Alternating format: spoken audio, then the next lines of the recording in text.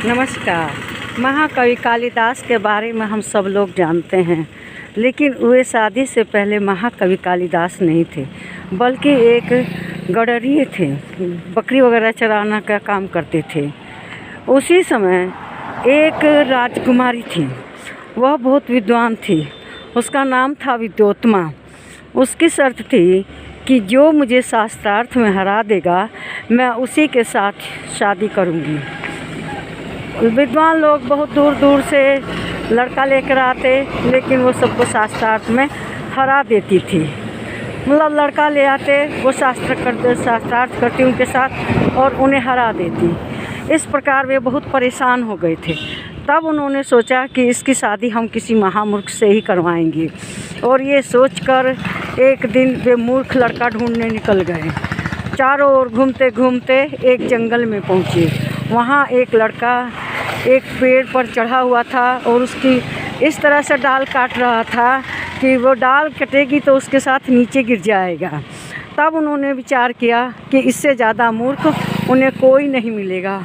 उन्होंने उस लड़के से कहा भी कि देखो, तुम जिस डाल को काट रहे हो, वो उसके कटने के बाद तुम उसके साथ गिर जाओगे नीचे। लेकिन वो नहीं मान रहा था, कह रहा था कि इस तरह से काटने में मुझे आराम मिल रहा है, आराम से काट रहा हूँ। तो उसने क्या किया कि उनका कहना नहीं माना और उस डाल को काटकर पृथ्वी पर ज़मीन पर गिर गया। तब उन्होंने कहा कि देखो, तुमने गलत किया था ना। लेकिन वो कहा कि ठीक है, जो होना वो तो होके ही रहेगा, इसमें मेरा क्या दोष है। उन्होंने कहा कि इससे मूर्ख वो ज़्यादा कोई नहीं मिलेगा, और लेकर राजकुमारी के दरबार में पहुँचे। उसको शास्त्रार्थ के लिए बैठाया गया, तो बढ़िया से तैयार करके ले गए थे। वो शास्त्रार्थ करने लगी, लेकिन शास्त्रार्थ के दौरान उन्होंने उसे कहा था कालिदास से कि तुम एकदम चुप रहना, और उन्होंने विद्योत्मा को समझाया कि इनका आजकल मौन धारण है, ये शास्त्रार्थ इशारे से करेंगे। तो विद्योत्मा बैठी। विद्योत्मा ने कि प्रभु एक है। तो उसको लगा कि वह कह रही है कि मैं तुम्हारी एक आँख फोड़ दूँगी। कालिदास ने तब उसकी ओर 2 उंगली का इशारा किया। कालिदास ने कहा कि मैं तुम्हारी दोनों आँख फोड़ दूंगा, 2 उंगली दिखाए। तो विद्वानों ने उसकी व्याख्या की कि इनका कहने का मतलब है कि ईश्वर तो एक है, लेकिन आत्मा और परमात्मा दोनों से मिलकर ईश्वर एक है। तो विद्योत्मा ने स्वीकार कर लिया।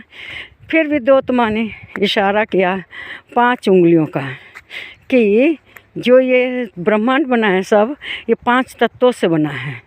तो कालिदास ने समझा कि ये कह रही है कि मैं तुम्हें थप्पड़ से मारूंगी। तो उसने क्या किया कि उसको मुक्का दिखाया कि तू हमें थप्पड़ से मारेगी, हम तुम्हें मुक्के से मारेंगे। तो विद्वानों ने उसकी व्याख्या की कि इनका कहना है कि 5 तत्वों से तो बना है, लेकिन जब 5 तत्व एक होते हैं मिलकर, तभी किसी चीज़ की संरचना होती है। विद्योत्मा ने इसको मान लिया कि हाँ, ये बहुत विद्वान है। तब विद्योत्मा ने उनके साथ शादी कर ली। शादी के बाद उनको ले जाया गया। विद्योत्मा के साथ वे जब बैठे, तो विद्योत्मा ने शादी के बाद उनके सामने एक शास्त्र की किताब निकाली और उस पर अध्ययन करने को कहा। तो वे रोने लगे, कहने लगे कि हे भगवान, मेरी सब बकरियां मरकर इसमें चिपक गई हैं, अब मैं क्या करूं। तो विद्योत्मा को तो समझ में आ गया कि ये महामूर्ख है। तब वह उनको घुमाने के बहाने छत पर ले गई और छत पे से उन्हें धक्का दे दिया। महल के ऊपर के पीछे एक कुआं था, उसी कुएं में वे गिर गए। उस कुएं में एक काली माँ की प्रतिमा थी। काली माँ ने समझा कि ये कोई भक्त मेरे शरण में आके गिरा है। तो काली माँ ने कहा, बोल बच्चा बोल, वर मांग बच्चा वर मांग। उसने कहा कि विद्योत्मा। उसने समझा कि कह रही हैं कि तुम यहाँ कैसे आए? तो उन्होंने बताया कि विद्योत्मा ने गिरा दिया, लेकिन उनकी जीभ कट गई थी। काली माँ बहुत प्रसन्न हो गई थी, उनके चरणों में जीभ गिर गई थी कट के। तो उसने कहा कि वर मांग बच्चा, वर मांग। तब उसने बार बार यही कहा, विद्योत्मा विद्योत्मा। तो कालिदास को माँ ने विद्या दे दी, विद्या का दान कर दिया, उनको बुद्धिमान बना दिया। अब वे बुद्धिमान हो गए। बहुत चारों देश में चारों ओर भ्रमण किया।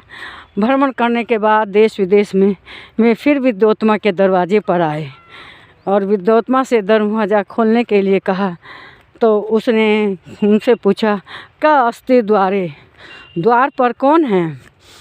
तो कालिदास ने कोई उत्तर नहीं दिया और अपनी विद्वता का परिचय देते हुए उन्होंने 3 महाकाव्यों की रचना की। क कौन से कुमार संभव, अस्ति से अभिज्ञान शाकुंतलम और द्वारे से 10 कुमार चरितम। तीनों महाकाव्यों की रचना करके उन्होंने विद्योत्मा के पास भिजवाए, लेकिन स्वयं वे नहीं गए।